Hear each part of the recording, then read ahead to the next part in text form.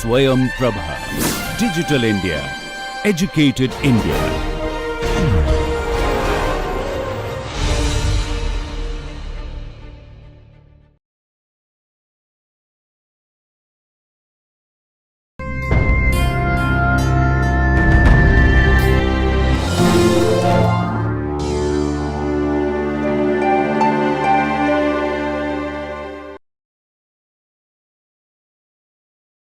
Welcome to our discussion on economic valuation, and we started our discussion on stated preference approach. Today, what we will do, we will start our discussion on contingent valuation method, which is the two methods. Among the two methods, if you recall, we said that stated preference approach basically comprises of two approaches: contingent valuation method and choice experiment. So let us start our discussion on contingent valuation method today, right? Contingent valuation method.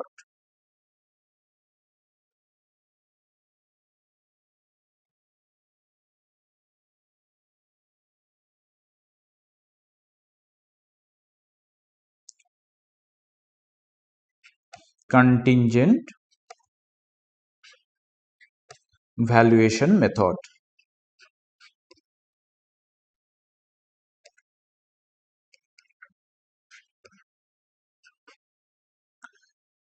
Here, in short, contingent valuation method, in short, it is known as CVM,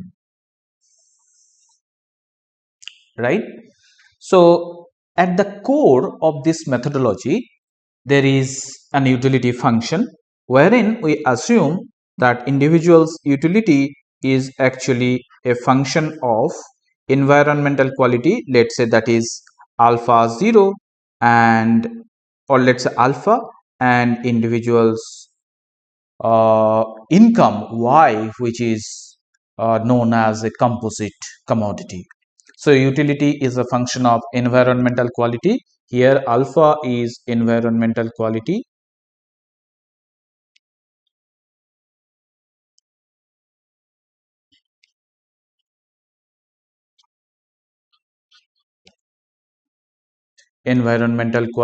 and y is composite good.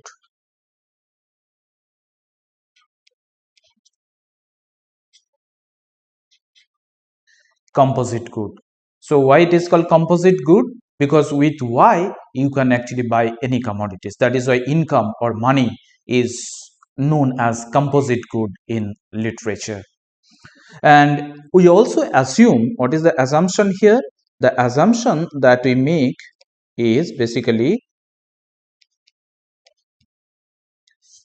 when I write this type of utility function, we assume that demand for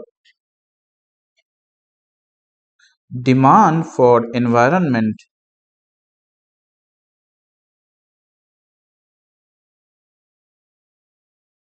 is independent of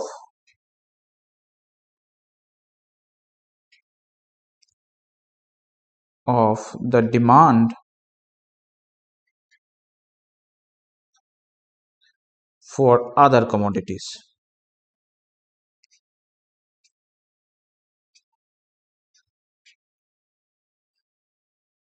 Okay, demand for environment is basically independent on other commodities. So that means individuals derive utility separately from the environment and separately from the composite good. It's not that you have to buy both in a certain proportion, then only you will derive some amount of utility.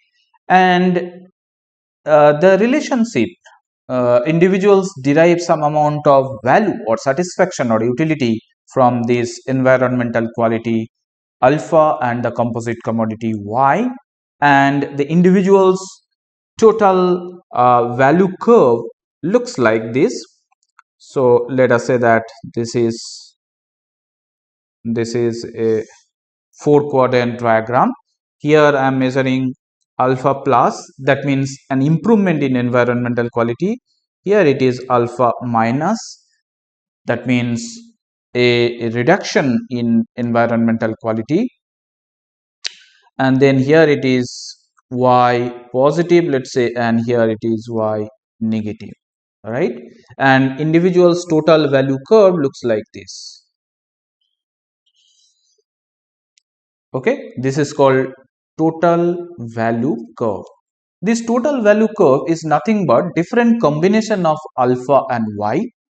So let us say that initially the consumer is at this point wherein alpha 0 is the environmental quality and let's say y 0 is the composite commodity. This is the point.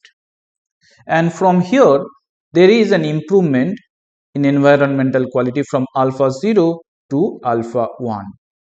Now the question is, in this contingent valuation method, as I said, that we are going to ask the respondent to state their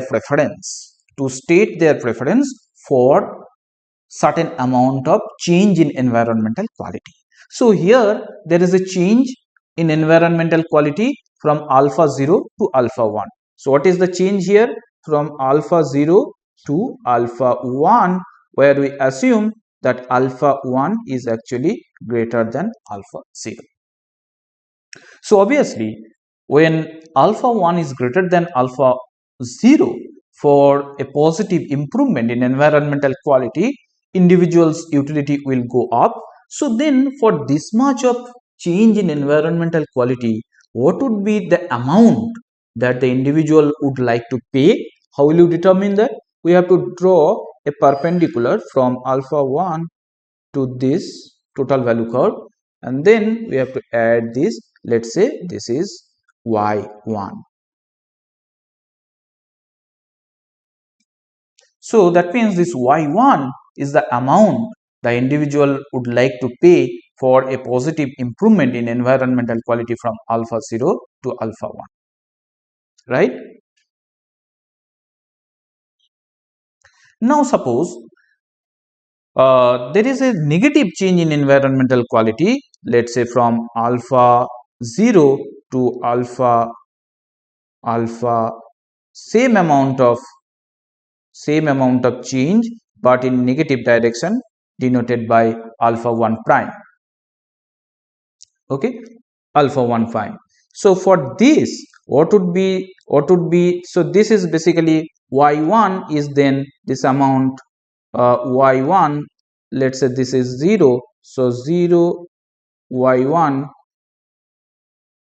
is willingness to pay. Now when there is a deterioration in environmental quality, that means when there is a degradation in environmental quality, similarly we can ask the respondent what is the compensation that the individual would like to accept.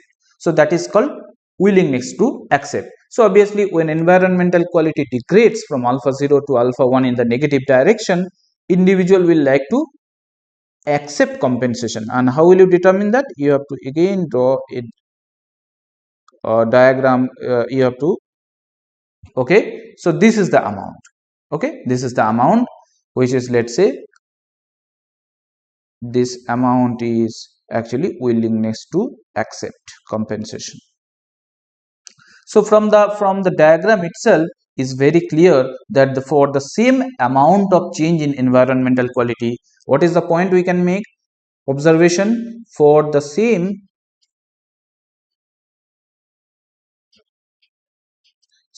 amount of change in environmental quality,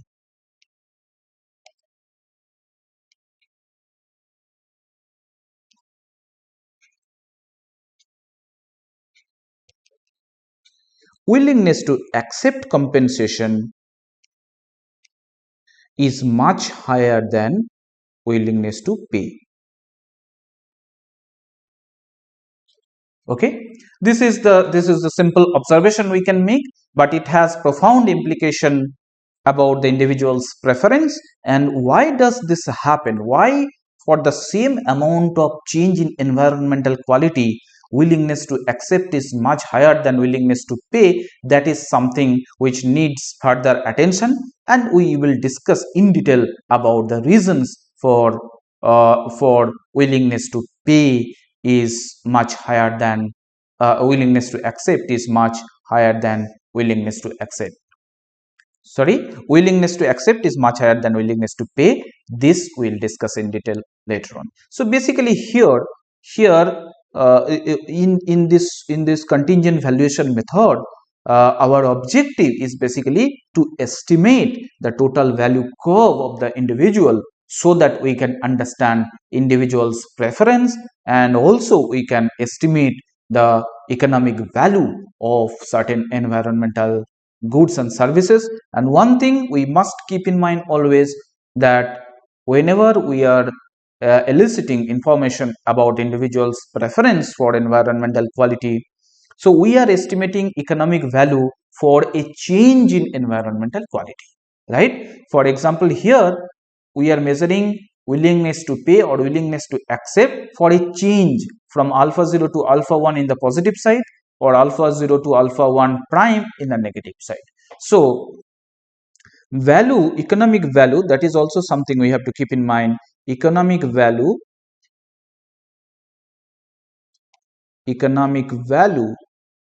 for environment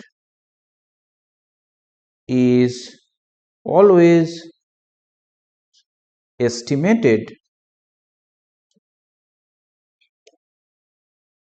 for a change in environmental quality.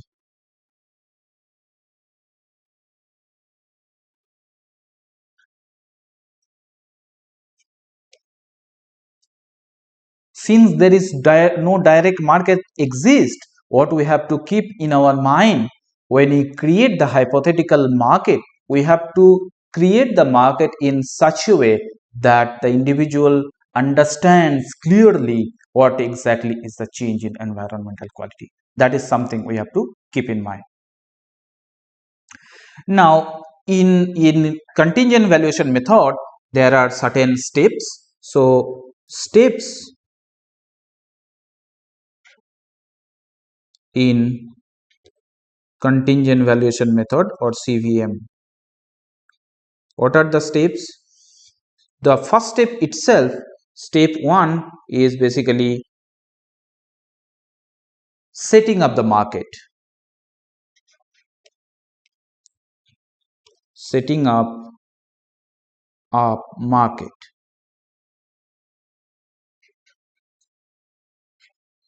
for environment. That means environmental goods and services. Since there is no direct market, we have to set a hypothetical market. Then number 2 is obtaining bids. Okay, number 2 is obtaining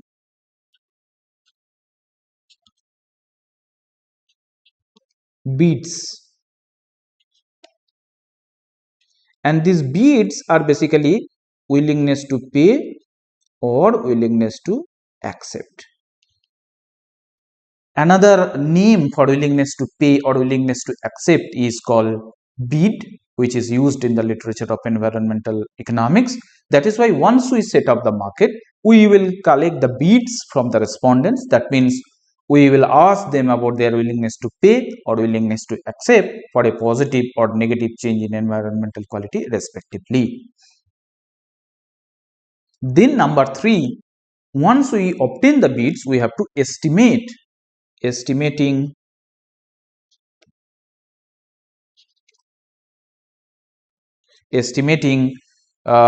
mean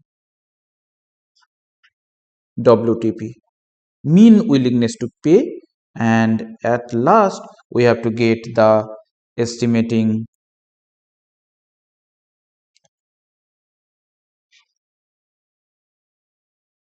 aggregate WTP. So these are the steps that we must follow in contingent valuation method. Okay, now we'll discuss all these steps in detail one by one. So what do you mean by setting up the market? So when we say the setting up the market is again involves certain steps. So this is setting up the market, setting up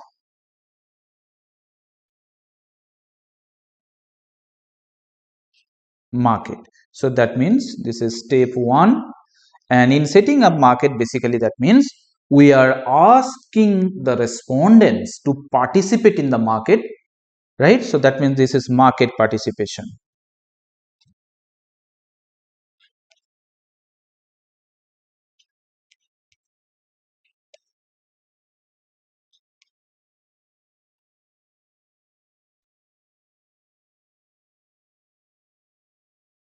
Market participation. And in market participation, again, when we set up the market, how do you create a market? Okay, how do you create a market? So what type of information we need to provide to the respondents so that the individual can easily participate in the market? So these are the points we have to keep in mind. Market participation in this setting up market requires, what we need to do, we need to provide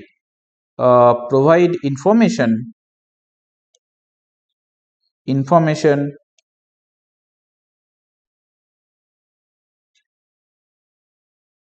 about quality of goods. Okay, quality of goods. So that means whether we have to first describe the commodity, and then we have to clearly explain in which direction the quality of the good is changing, whether there is a positive change in the environmental quality or negative change in the environmental quality or environmental goods and services. For example, let's say we are interested in estimating willingness to pay for drinking water. Then we have to explain to the respondents that, let's say, from next month onwards, instead of water coming 2 times a day, let us say that it will come 4 times a day. So that means instead of 50 liters per day, let us assume that you will get 100 liters per day, right? You will get 100 liters per day. So that means there is a change from 50 to 100. That we need to, by providing information about quality of goods, what it means is this is 50 to 100 is a change in environmental quality or change in environmental good. So that is the good we are talking about, right? Then we have to tell them that uh, in which way in which way uh, in which way uh, provide information about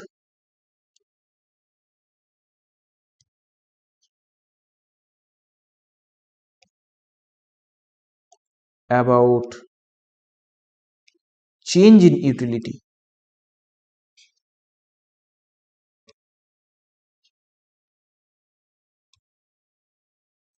So we have to clearly explain the respondents that, let us assume that you will get 50 additional liters of water.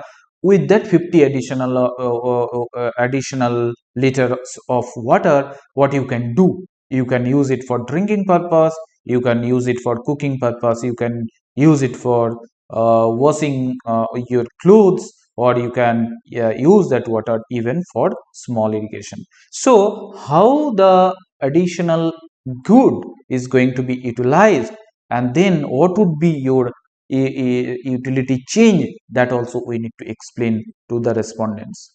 So that is why we need to provide information about change in utility. Then we have to ask them what is the provide information about the price.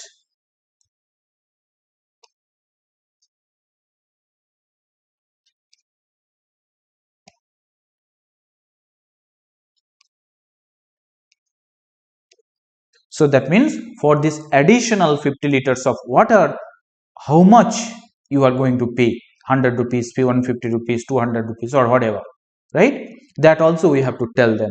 And then lastly, we have to ask them how you are going to collect the money. So that means payment vehicle. Provide information about payment vehicle. Provide information about payment vehicle.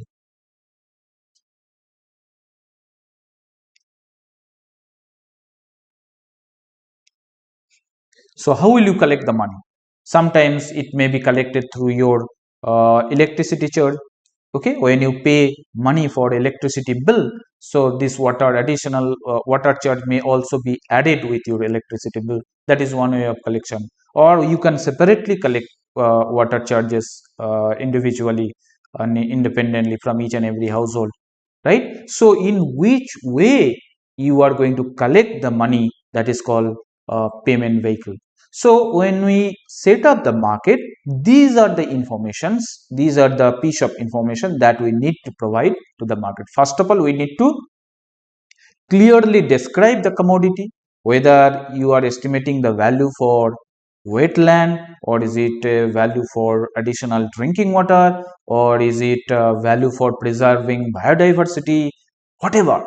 Okay, there are several environmental goods and services for which we can actually apply this contingent valuation method. So the good or services in question needs to be explained clearly, and we also need to explain them where is the change. Where is the change? If it is wetland, we have to tell them that this wetland is going to be increased from 100 acres to 150 acres, or maybe if it is a negative change from 100 to 75 acres because of some developmental change. And then we need to provide information if there is a change in quality of environment, how it is going to impact your utility or satisfaction. And then we have to also ask them what is their willingness to pay for a positive change in environmental quality, or willingness to accept for a negative change in environmental quality. And then we have to ask them what is the price they are supposed to pay, and then lastly, what is the payment vehicle. So that means how you are going to collect the money, that is called payment vehicle, right? Now obtaining bids, let us say that this is the second step. Once you create the market, the next step is obtaining bids.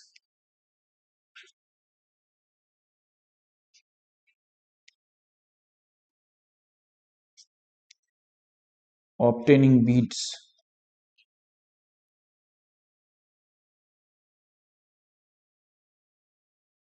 So there are basically two ways by which we can obtain the bids, and these are closed-ended referendum, closed-ended referendum,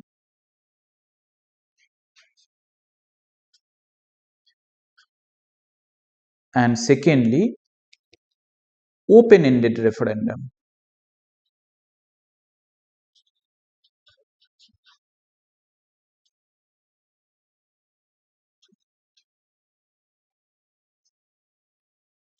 These are the two methods. So first we will discuss about closed-ended referendum, and then we'll go for open-ended referendum.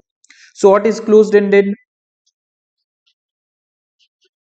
This is closed-ended.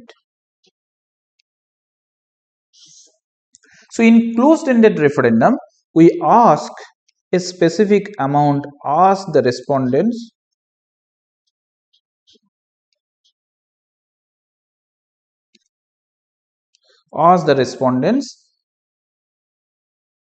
about a specific amount.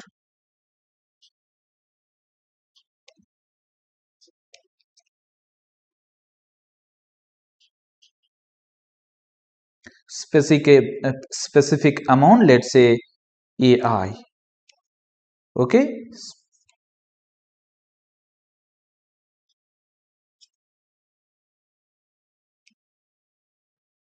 So we'll ask, let us say that for this additional 50 liters of water, are you willing to pay around additional 100 rupees per month. So we will ask, would you like to pay AI or let's say 100 rupees per month? And then what they will do, they will either say yes or no. When I ask the respondent, would you like to pay 100 rupees for month for this additional water, then they will say either yes or no. Okay, this yes or no we have to just record it.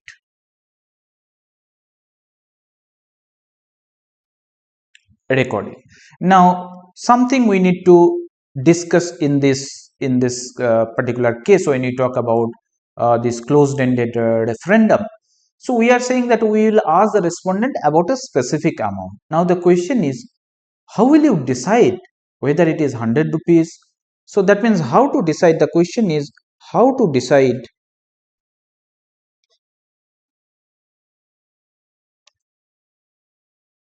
AI. Okay, how to decide AI. So basically we have to keep in mind that before conducting the survey, the final survey at household level, what we need to do, we need to go to that place where we are going to conduct the study, and we need to conduct some pilot survey, let's say group meeting kind of thing. Okay, and then in group discussion, in those group discussion,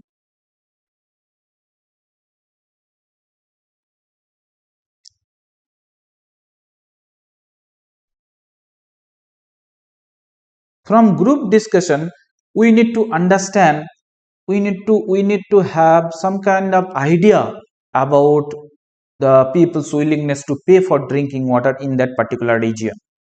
Okay, when you discuss the people in a group, in several groups in that location, that group discussion will lead to some idea of AI. If we don't go to that place, if we don't talk to the people, we don't discuss, then it is very difficult to have some idea about AI. Okay, we will be thinking, should we ask to pay 100 rupees for this water, should we pay 150 rupees? So sometimes this AI is also decided about how much they are paying in general per liter of water when they are buying it from the market. Whatever, when we discuss with the people, then some idea will definitely come up about the AI, the specific amount what we are going to ask. And then let's say we are going to survey around 200 households in that particular location.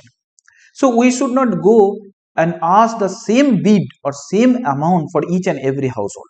So that means there should be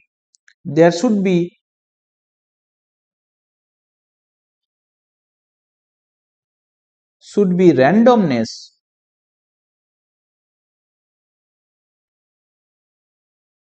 in AI. And how will you generate AI randomly? How will you ask the bid randomly? From the group discussion, we have to formulate some idea about the minimum willingness to pay, then maximum willingness to pay,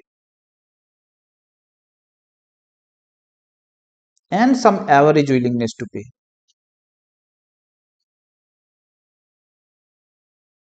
Okay, let us say that minimum is 50 rupees 50, and maximum is let's say 200, and average is let's say 100. Now when we go to each and every households, we have to randomly take values from this 50, 200 or 100. Okay, average. So what we generally do, minimum value, regarding the minimum value, we need to set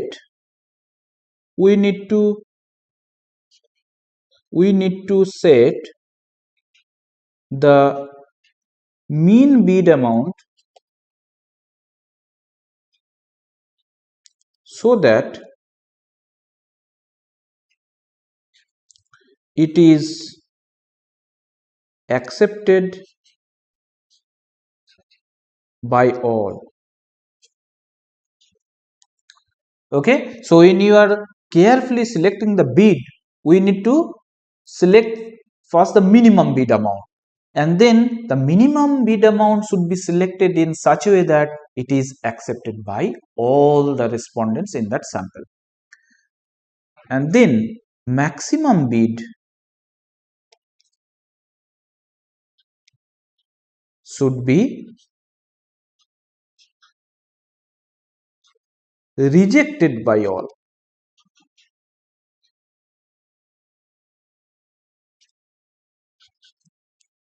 Minimum should be accepted by all, maximum bid should be rejected by all, and then some two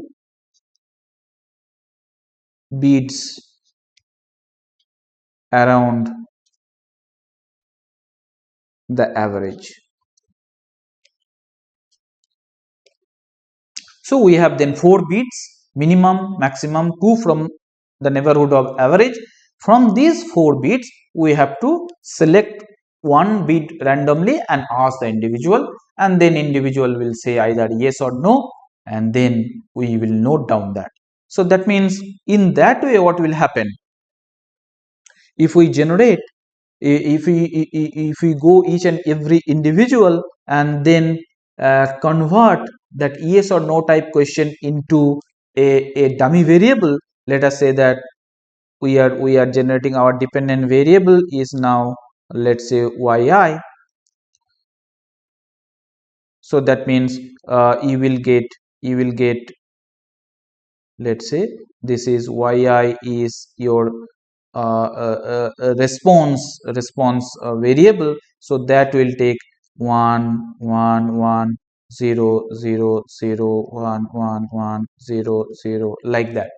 So these are the values. So that means this 1 is for yes and this 0 is for no, right? So when I go to a household and ask whether are you ready to pay, are you willing to pay 50 rupees for this additional water, they will either say yes. If it is yes, we will note down as 1. If it is no, we will note down that response as 0. So you will have only 1 1 1 0 0 0 as your dependent variable when we are estimating that bit function, right? When you are estimating the average bit value, right? So this is how we need to go and ask the individuals about their willingness to pay, right? About their willingness to pay. Now we'll discuss in detail about uh, about about the estimation procedure. But one thing we need to keep in mind, in this closed ended referendum, what is the limitation of this?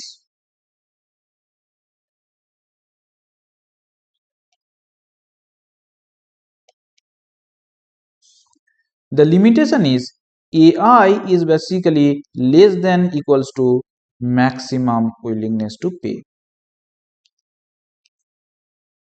Okay, AI is basically less than equals to maximum willingness to pay. That means when I am saying, are you ready to pay 50 rupees? The consumer will say yes. Now it may so happen that the consumers would have been paid even higher than 50 rupees. But since I am stopping the game there itself, I am not able to estimate or get the information about the maximum willingness to pay. Okay. Similarly, for a particular bid amount, let's say 150, when the respondent is saying no, I am not able to collect information about their actual payment. That means it would have been the case that if we would have asked little lower than 150 rupees, the respondents would have been agreed to pay that. So that means since it is a one-shot game, we are noting the response at that stage itself, either yes or no. So there is a partial observability problem. So that means this is called, since AI is less than equals to maximum willingness to pay, this is called partial observability problem.